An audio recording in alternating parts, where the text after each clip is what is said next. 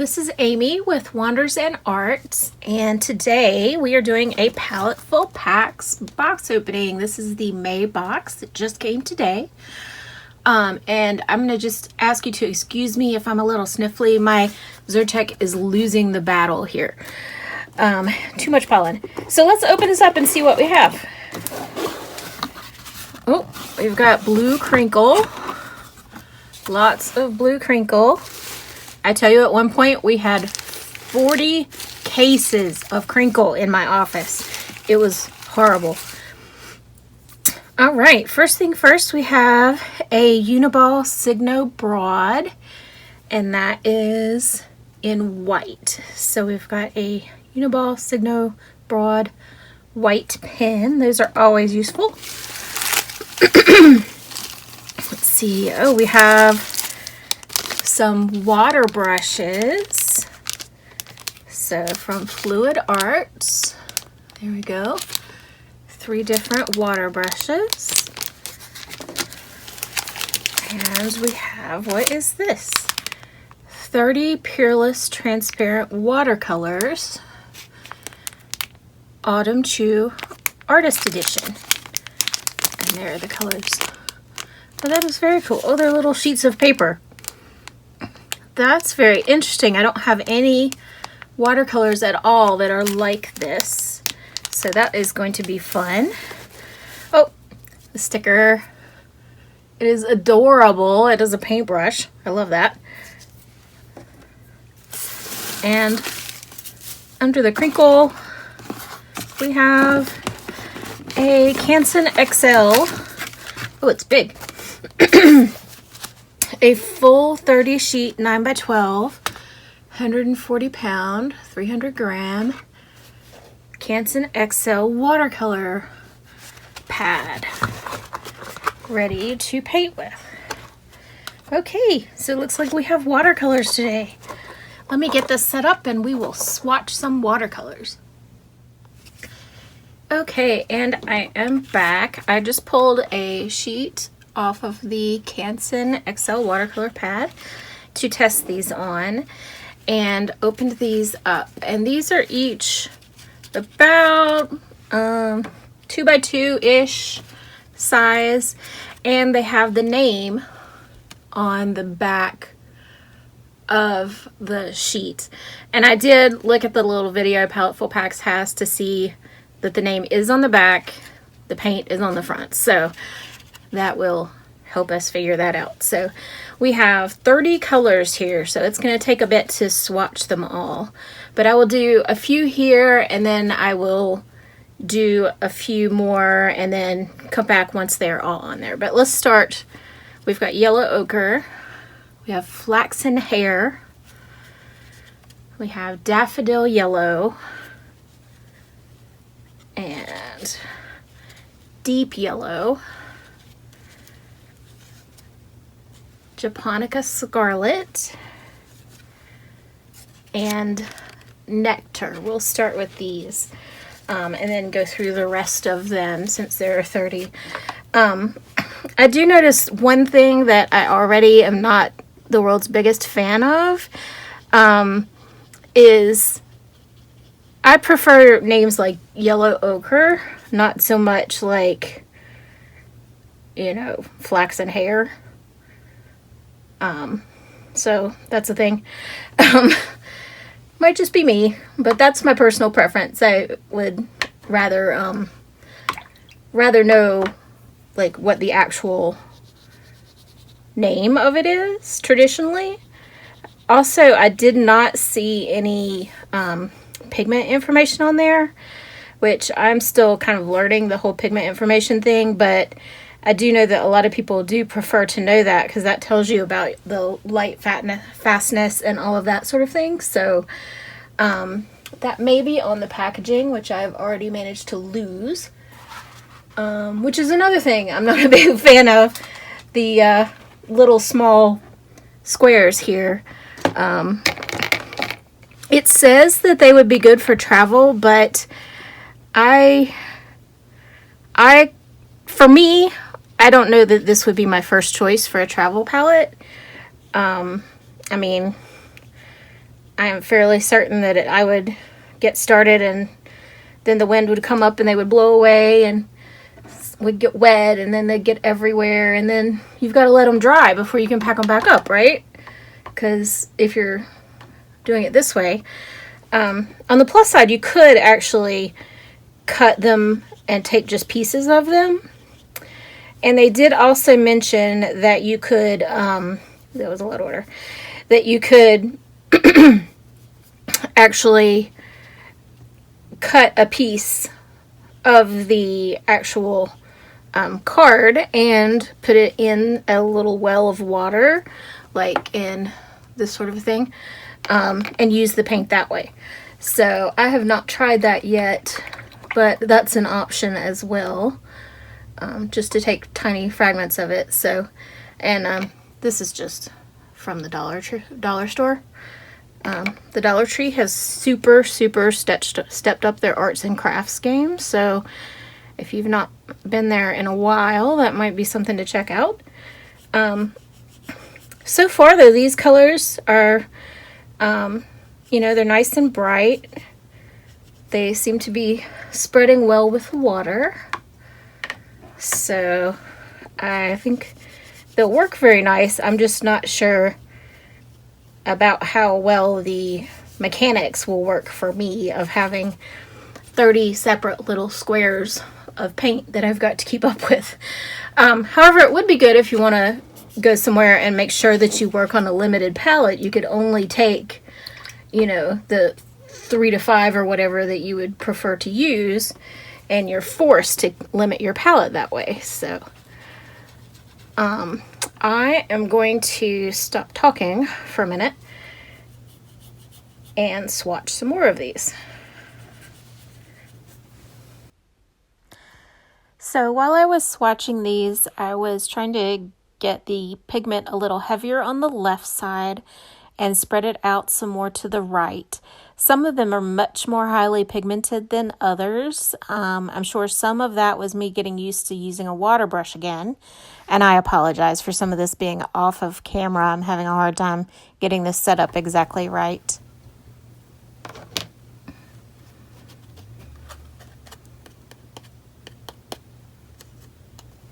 Well, these do seem to dry fairly quickly where I've put the water on them, so that is a definite plus. So that relieves some of my worries. I did find over time that some of them dried a little faster than others. Some of them, it took more water to get the paint off of the paper than others, but generally speaking, I was able to stack them up just after a few minutes of using them. I did them in groups so that I could keep track of everything and keep them in order. And as you can see, some of them are very pigmented. I, at this point, added a line to go over them to see what the transparency was like. I didn't try that on all of the colors, but the ones that I tried here, they were all very transparent. It worked just exactly as I would expect it to. The color palette I thought was quite nice. There did seem to be quite an awful lot of red and 4 yellows, and 2 of them were very similar yellows. So, yeah, there was a lot of that. I typically don't use that many colors. 30 is way more than I would ever use. I typically have 2 travel palettes. One has about 12 colors in it, and the other one is a Portable Painter Micro that literally has 4, and one of those is a white gouache. So it's I tend to prefer a little bit more limited palette. And when I went to use these later, I actually did just pull out a handful of the colors and tried just those colors. The Jane's Gray you can see there is especially darkly pigmented, and it's very blue. I had expected more of a gray from it. When I mix that color myself with the ultramarine blue and the burnt sienna, I usually am able to get a somewhat more gray effect with it. And you can see at some places I'm pulling out ones that I particularly liked that I wanted to play with later, making an actual piece. So I did see the names appeared to be stamped on the back of each one. And there were a couple of them where it looked like the stamp didn't take as well as it probably should have. So it was difficult for me to read. So, of course, that's going to be individual per piece. The greens I thought were pretty good. The olive green I especially liked. I don't have a very good olive green in any other color, I don't think, except for maybe Core. I've been using a lot of Core watercolors lately, and those just zoom right across the page like a race car. And these don't spread quite like that, but they did spread pretty well when you wet the paper and then dab the color in. And here I am getting out the last few. These are the grays and blacks mostly. And I'm not really sure why there were so many of them, because I rarely use black watercolor, but it was useful to have in this one particularly because the mixing was just not as easy as I would have expected it to be. It just really was not. So now I am trying to just lay down some water and then drop in some colors and see how they go. Some of them moved faster than others. Some of them blended better than others, but it did turn out pretty in the end. I probably could have put a little more effort in and got a little bit more of a rainbow effect. Here I am pulling some of the yellow and some of the magenta and mixing those together. Yellow and magenta make red. Okay, so here we have our swatches. And you can see all the colors. We have yellow ochre, flaxen hair, daffodil yellow, deep yellow, japonica scarlet, nectar, tea rose pink, blood red, royal crimson, rose red, garnet, magenta, something berry, I couldn't read it, wisteria, heliotrope, which is gorgeous. It separates. It starts out as kind of an indigo blue and then separates out into a lavender. Very pretty. If you like that. Jane's Gray, which I'm going to assume is Jane Blundell's mix of ultramarine blue and burnt sienna, which she uses as a gray. This one seems to lean heavily towards the blue for me. Deep blue, cobalt blue, sky blue, forget-me-not, larkspur, robin's egg blue, mountain green, hunter's green, olive green, Bismarck brown, sepia, pearl gray, spotting black opaque, and lamp black. And then I did a little bit of blending on the paper, which actually turned out kind of interesting looking. I like it. And then I blended some in this little palette. It required a bit much water, so I didn't get an intense color, but it did make a nice red. That's probably partly this water brush, which I'm not the world's biggest fan of water brushes, and I've got to get used to using them again. But also, it takes some water to get it off of the thing. It's not like in a half pan where you can kind of dig a little out and it comes out more thick, you know. So I did put a line down on this side just to check transparency on some of them. They seem to be, the ones I tested are pretty transparent. I didn't really try much by way of lifting,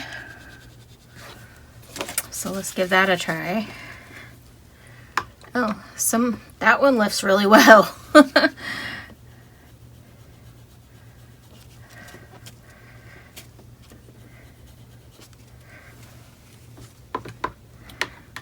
So I think obviously it's going to depend on the color and how much water you use and stuff like that. Also, this is the Canson XL paper, which I personally have found it's decent. It's not by any means my favorite watercolor paper though. So there's that. This one is cobalt blue, but it says that they are all non-toxic. So I'm assuming there's no actual cobalt in it. It's just the color. And if you were interested in trying some CMYK color mixing, which is what offset printing uses, I would say Flaxen Hair, this magenta, and the Forget Me Not or the Sky Blue, but probably Forget Me Not are probably a good place to start with that. Generally you want a nice solid black with that too, but that's a very good way to learn to mix colors in a printing color space. I'm a graphic designer, so I deal with that all day, and it's very useful information if you're you know, color correcting images to print or something like that. So yeah, it looks like most of these seem to lift decently, and some better than others obviously, but yeah, so far so good. They're pretty good. I'm not a huge fan of the water brush, which I feel like is maybe making it slightly more difficult for me than it should be. And also I did notice when I was kind of scrubbing the brush on there trying to get some color up, they kept sliding around on me, probably just because I got them sitting on a paper towel. But that is something to keep in mind. I'm still not sure I love the sheet of paper thing, but they are holding up well. The paper doesn't pill or anything. It works well like a palette, so there's that. So there we are with these. Oh, that blood red lifts really well. So yeah, I think I'm going to try them on a piece, something small and colorful hopefully, and see how I like them actually to paint with.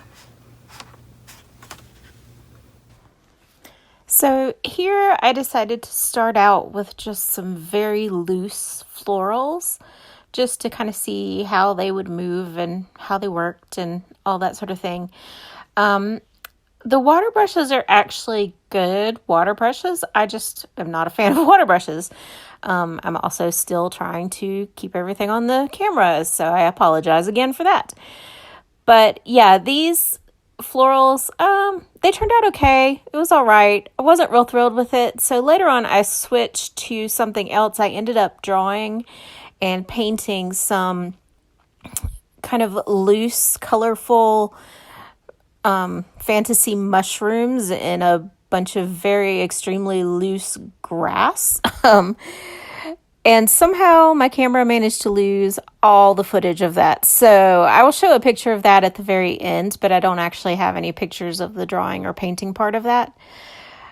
But with this, I mostly just kind of sat down some color in the center and then pulled it out and then added some more and dropped in some more and then just kept going. I wasn't thrilled with how they look, but I do kind of tend towards the, if it looks bad, it's just not finished school of thought. So I just kind of kept adding things, and it ended up looking better than I expected at the end, although it still wasn't exactly perfect. Here you can say I put down a nice, basically a stem with water, and then just dropped some green at the very top and then tapped it to get it to go down, and it flowed very well that way. I did some exceptionally loose leaves that didn't turn out so great, but it was, you know, fun, interesting to do. So yeah, this is what happens when I'm not really well planned and not sure what I'm going to do. I end up just kind of doodling more or less with the paint. But yeah, so we've got a couple flowers. And then later I will show you the mushrooms that I did that are much cuter. And the mushrooms, I actually penciled those in and ended up painting them. And then I did a lot of spattering and very loose grass kind of over top and behind them. And I used the Uniball white pen over the top of them at the end to add highlights and details. And that actually worked very well.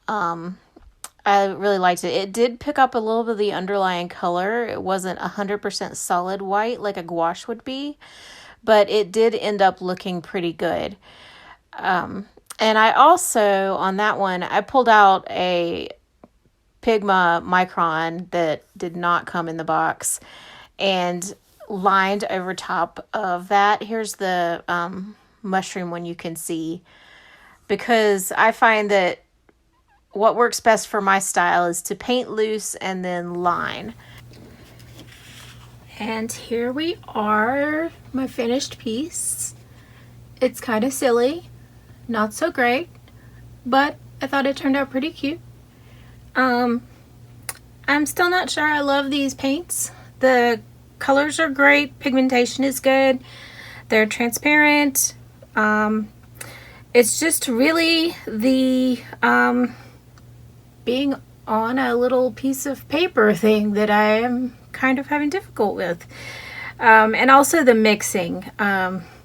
Getting enough off of the little paper to mix with is kind of not as easy as I would think it would be. So yeah, so here is my final silly mushrooms in some very, very loose grass, and hope you liked it. See you next time. Thanks for watching.